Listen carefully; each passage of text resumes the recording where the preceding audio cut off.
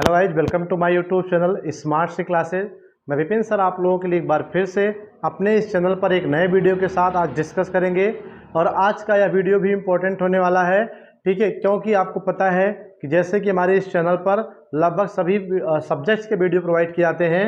और अगर आप हमारे इस चैनल को पहली बार विजिट कर रहे हैं तो आप इस चैनल को सब्सक्राइब कर लीजिए।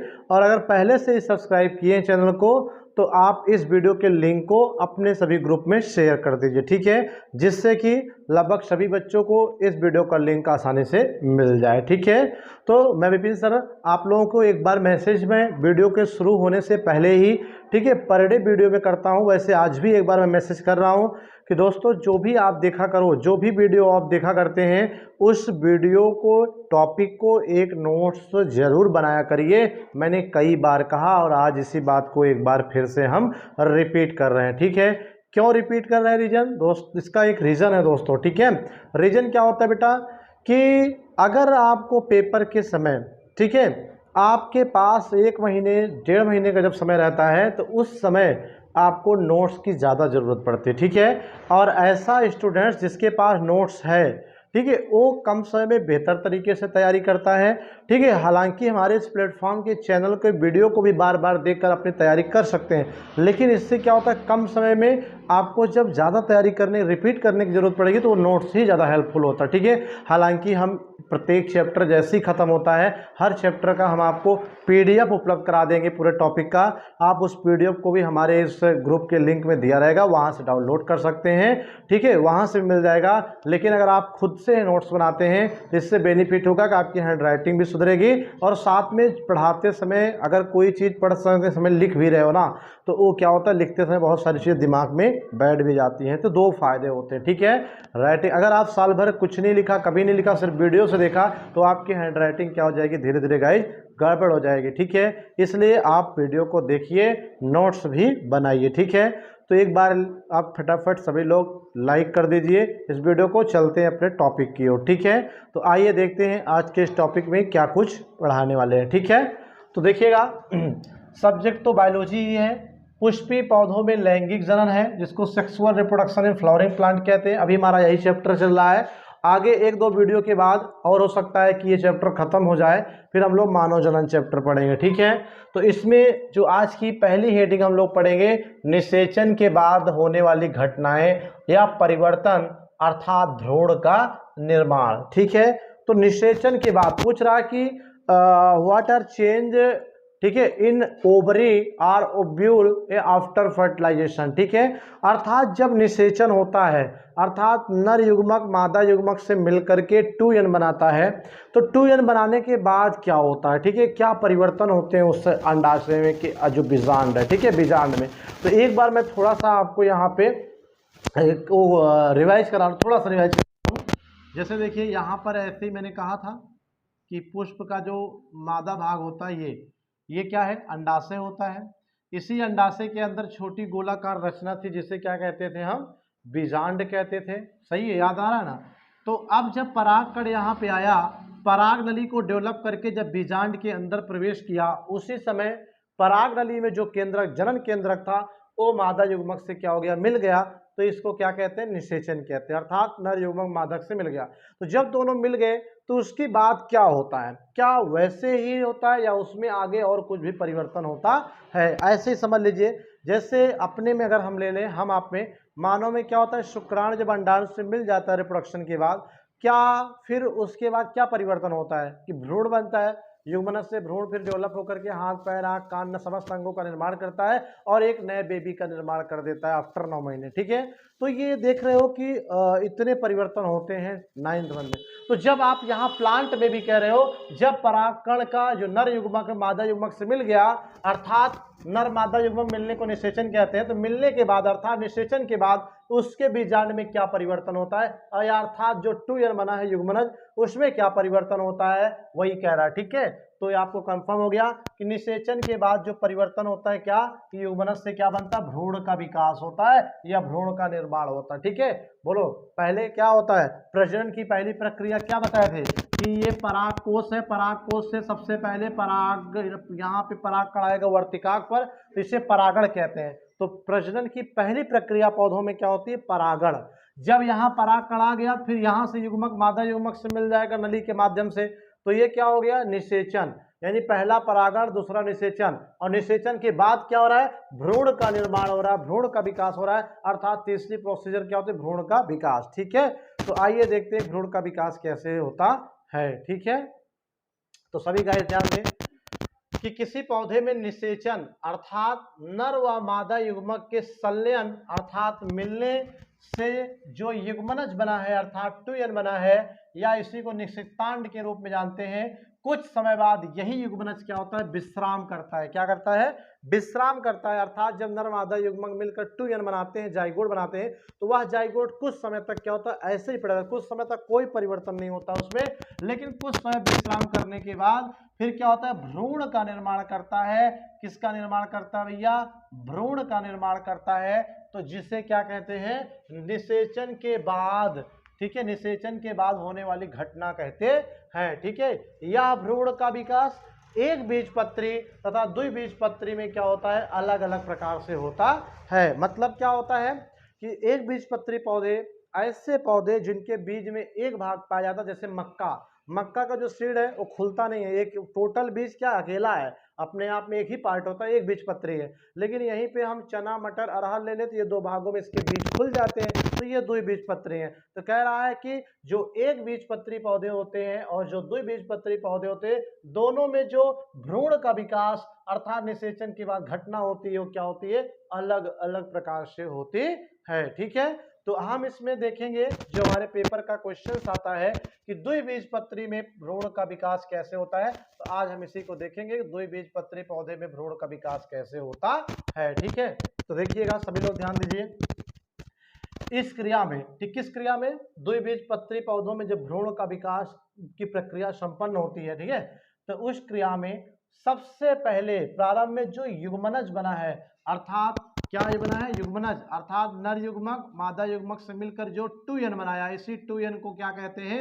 युग्मनज कहते हैं या जाइगोट कहते हैं अंग्रेजी में, हमने हजारों बार बता दिया। ठीक है, तो जो ये युग्मनज होता है, ठीक है, सबसे पहले ये क्या होता है? अपने आकार में क्या होता है? बड़ा होता है। जैसे इतना बड़ा युग्मनज है तो ये क्या होता है? जब भ्रूण का विकास इससे शुरू होता है तो ये सबसे पहले अपने आकार में ऐसे बड़ा होगा। बड़ा होने से क्या होता है? बीजांड का ज्यादातर स्थान घेर लेता है। ठीक है, तो वही कह रहा है कि युग्मनज आकार में बढ़कर अपने चारों ओर क्या करता है? सेलुलोज का एक आवरण बनाता है, भित्ति का निर्माण करता है। ठीक है, किसका निर्माण करता है?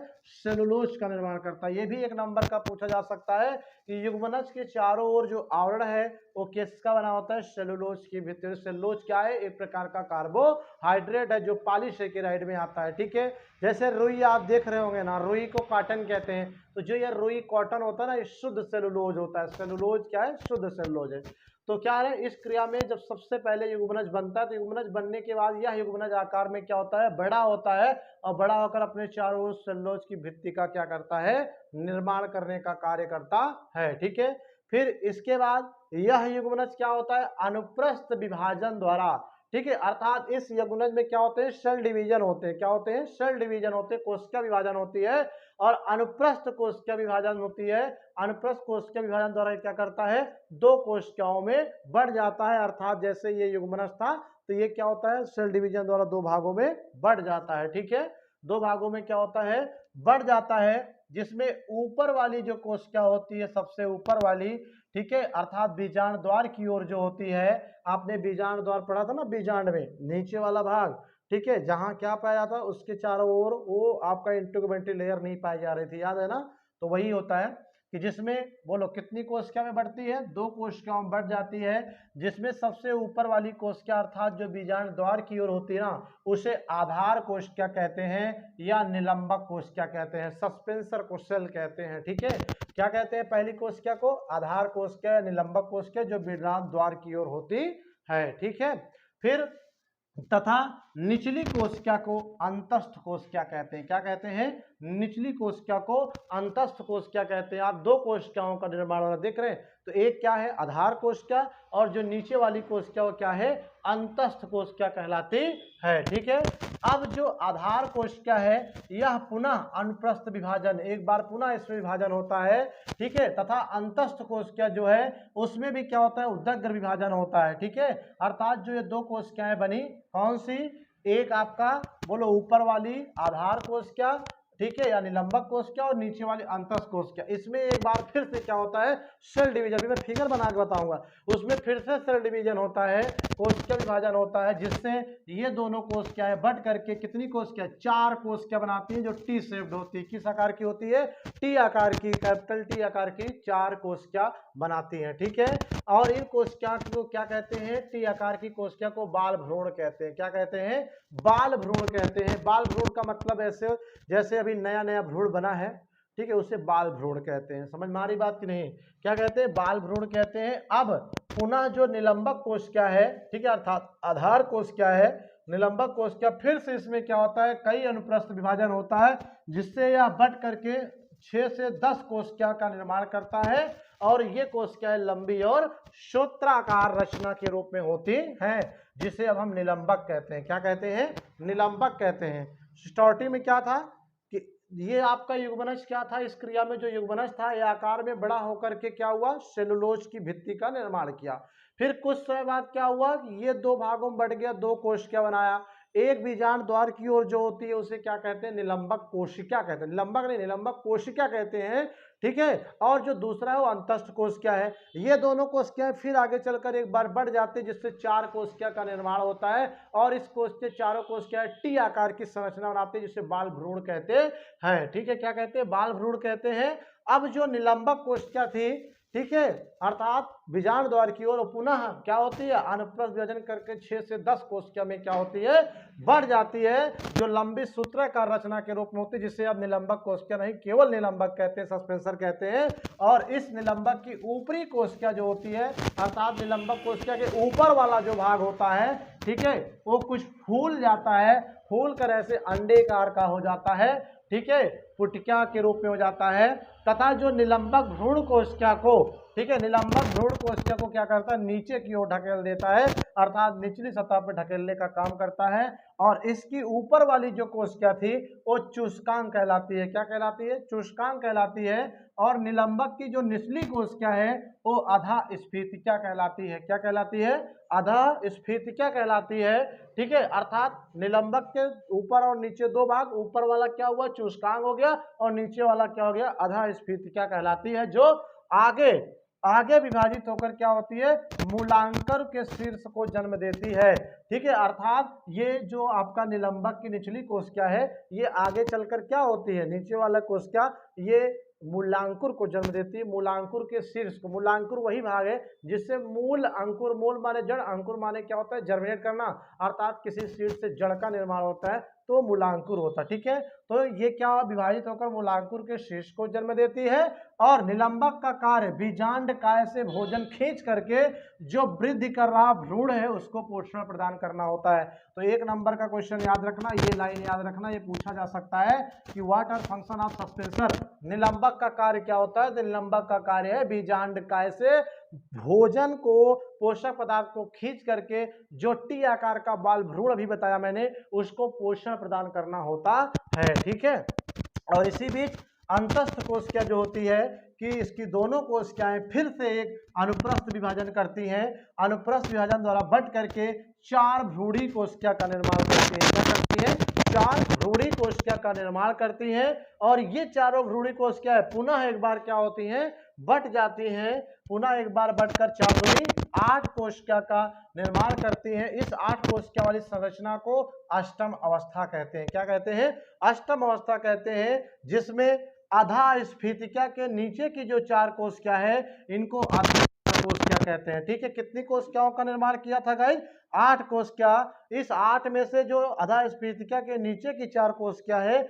उसे क्या कहते हैं, अध्याधार कोशिका कहते हैं। तथा नीचे के ऊपर वाला जो 4 कोशिका है, ठीक है, उसे अधराधार कोशिका कहते हैं। क्या कहते हैं, अधराधार कोशिका कहते हैं। ठीक है, तो जो अध्याधार कोशिका से है उससे मूलांकुर का विकास होता है, ठीक है। वह अधोबीज पत्र तथा जो अधराधार चार कोशिका है उस चार कोशिका से प्रांकुर, प्रांकुर का मतलब बीज का वह भाग जिससे तने का विकास होता है। जब बीज जर्मिनेट करता है तो क्या होता है, जड़ भी निकलता है, तना भी निकलता है। तो जिससे जड़ निकले वो मूलांकुर है, जिससे तना निकले वो प्रांकुर है।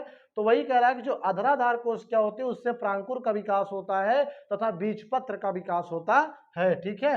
और अब ये 4+4 अर्थात 8 कोशिकाएं जो है ये परिणत विभाजन करके बट करके फिर से बाह्य त्वची कोशिका का एक स्तर बनाती हैं, ठीक है, आउटर मेम्ब्रेन का एक लेयर बनाती हैं, जो बाद में फिर से उपनद विभाजन द्वारा बढ़ जाती है और बढ़कर डर्मेटोजन बनाती हैं, अर्थात त्वचा का डर्मेटोजन त्वचा जन बनाती हैं। अब अंदर की जो कोशिकाएं होती हैं इसमें अनेक फिर से उदग्र और अनुप्रस्थ विभाजन होता है और ये अनेक अनुप्रस्थ और उदग्र विभाजन द्वारा बढ़ जाती है और बढ़ करके केंद्रीय रंभजन बनाती हैं। क्या बनाती हैं, केंद्रीय रंभजन बनाती हैं तथा मध्य में जो वल्कुट होता है, ठीक है, इसका भी निर्माण ये करती है। और वल्कुट जन की जो कोशिकाएं हैं ये वल्कुट का निर्माण करता है और जो रंभजन कोशिकाएं हैं ये रंभ का निर्माण होता है, ठीक है।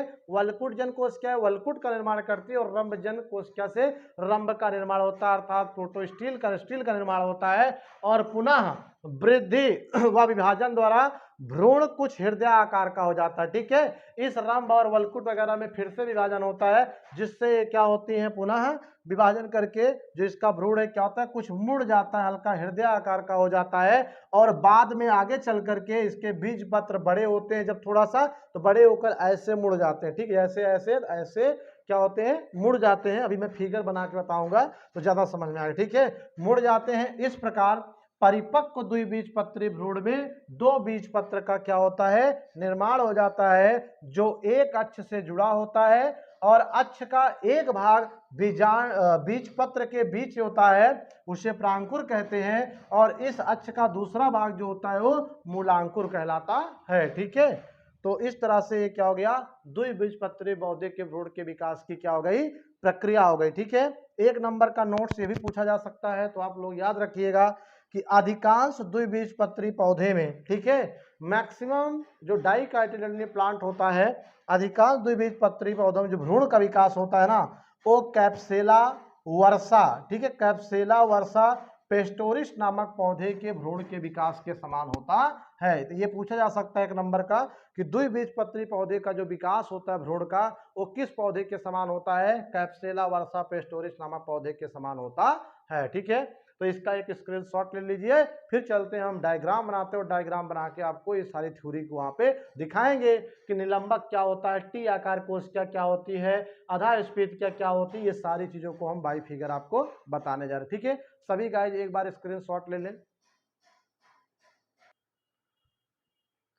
तो चलिए आप लोगों ने स्क्रीनशॉट ले लिया होगा, तो हमने फिगर आपके सामने ब्लैक बोर्ड पे ड्रा कर दिया, ठीक है, कि कैसे निषेचन के बाद एक युग्मनज से अर्थात 2n से, ठीक है, जाइगोट से क्या होता है, भ्रूण का डेवलपमेंट होता है, ठीक है। उस प्रक्रिया को अभी आपने देखा थ्योरी के माध्यम से, अब उसी को हम बाई फिगर समझने का प्रयास करेंगे, ठीक है। कैसे होता है, सर्वप्रथम सबसे पहले ये आपका एक तरह से क्या है, युग्मनज है, अर्थात समझ लीजिए क्या है, 2n है, ठीक है। ये अब क्या होता है कि कुछ समय बाद ये क्या होता है, संरचना में थोड़ा सा बड़ा होता है, बड़ा होने से इसके चारों ओर क्या होता है, ये आवरण बन जाता है, सेलुलोज की भित्ति बन जाती है, ठीक है। और इसके अंदर जो ये केंद्रक होता है ना, कुछ समय बाद ये क्या होता है, दो भागों में बढ़ जाता है, जिसमें एक ऊपर की ओर और एक नीचे की ओर होती है, ठीक है। तो एक को क्या कहते हैं, निलंबक कोशिका या आधार कोशिका कहते हैं और दूसरे को अंतस्थ कोशिका या भ्रूणी कोशिका कहते हैं, अर्थात एम्ब्रायोनल सेल कहते हैं, ठीक है। अब ये जो दोनों कोशिकाएं हैं अंतस्थ और निलंबक, ये एक बार फिर से पुनः क्या करती हैं, अनुप्रस्थ विभाजन करके चार कोशिका का निर्माण करती हैं, जो क्या होता है, 1 2 3 4, इस चार कोशिका युक्त जो संरचना है इसको बाल भ्रूण कहते हैं, जो टी शेप्ड होता है, क्या होता है, टी शेप्ड, ये टी शेप्ड होता है, ठीक है। तो इसी को क्या कहते हैं, बाल भ्रूण टी शेप्ड कोशिका कहते हैं, ठीक है। फिर से आगे चलते हैं, तो क्या होता है, इसी 4 कोशिकाओं में पुनः विभाजन होता है, जिससे क्या होती है 8 कोशिकाओं का निर्माण होता है। ठीक है, तो इनमें क्या होता है कि जब 4 कोशिकाओं का विभाजन होता है उसी दौरान जो इसका ऊपर वाला ये भाग होता है ये थोड़ा सा ऐसे फूल जाता है कैप्सूल की तरह ऐसे, जिसे पुटिका कोशिका कहते हैं। क्या कहते हैं अब, जिसे पुटिका कोशिका कहते हैं। ठीक है, और इसी पुटिका कोशिका के बाद इसके चारों कोशिकाएं सेल डिवीजन करके लगभग 8 कोशिकाएं बनाती हैं, जिसे अब हम क्या कहते हैं, निलंबक कहते हैं, अर्थात सस्पेंसर कहते हैं। ठीक है, और इसी निलंबक के सस्पेंसर की कोशिकाओं में फिर से क्या होता है, एक बार फिर से विभाजन होता है, जिससे 6 से 10 कोशिकाएं क्या होती है, बनती है, जो यहाँ पे आप देख सकते हैं। ठीक है, फिर से क्या होता है आफ्टर सम टाइम्स कि जी जो इसमें कोशिकाएं होती हैं, ठीक है, इसके कोशिकाओं का कुछ कोशिकाएं क्या करती हैं, त्वचा जन का निर्माण करती हैं, अर्थात डर्मेटोजन का निर्माण करती हैं। तो इसका ये वाला भाग क्या होता है, डर्मेटोजन कहलाता है, और इसके जस्ट नीचे क्या होता है, वल्कुट जन होता है, और इसके जस्ट नीचे क्या होता है, रंभजन भाग डेवलप होता है, जो आगे चल करके पुनः क्या होती है, रंभजन रंभ का निर्माण करती है, और वल्कुट जन वल्कुट का निर्माण करती है, जिससे ये दो भागों में क्या होते हैं, बढ़ जाते हैं, जिसमें एक प्रांकुर और एक क्या होता है, मूलांकुर होता है। ठीक है, अब ये जो पुरांकुर मलांकुर होते हैं ये कुछ हृदयानुमा भाग की तरह क्या होते हैं, बदल जाते हैं, और आगे चल करके ये क्या होते हैं, बोलो, ये आगे चलकर क्या हो रहे हैं, इससे कुछ मुड़ जा रहे हैं। जो इसका ये प्रांकुर और मूलांकुर भाग आगे चलकर क्या होता है, दो भागों में इस तरह से अलग होकर थोड़ा सा क्या होता है, मुड़ जाता है। ठीक है, मुड़ने के बाद ये वाला आप समझ लो प्रांकुर वाला भाग हो गया, और ये क्या हो गया, समझ लो मूलांकुर वाला भाग हो गया। तो इस तरह से इसके भ्रूण में क्या हो गया, दो भाग बढ़ गए, जिसके कारण ये क्या है, द्विबीजपत्री भ्रूण की संरचना के रूप में क्या होता है, दिखाई देता है। ठीक है, तो और ये वाला भाग क्या था, ऊपर वाला भाग ये क्या था, सस्पेंसर था, निलंबक था।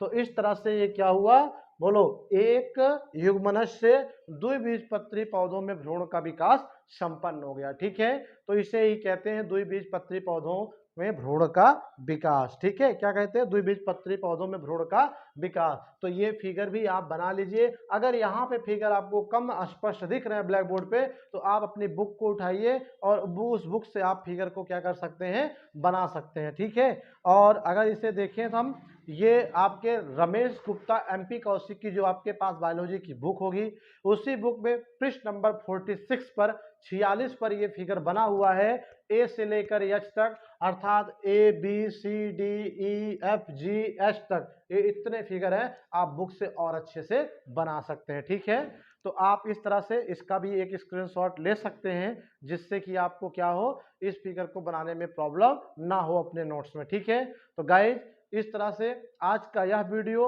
यहीं पे ख़त्म करते हैं, क्योंकि जो नेक्स्ट टॉपिक आपको शुरू करेंगे वो लंबा है, जिससे वीडियो आपकी लंबी हो जाएगी।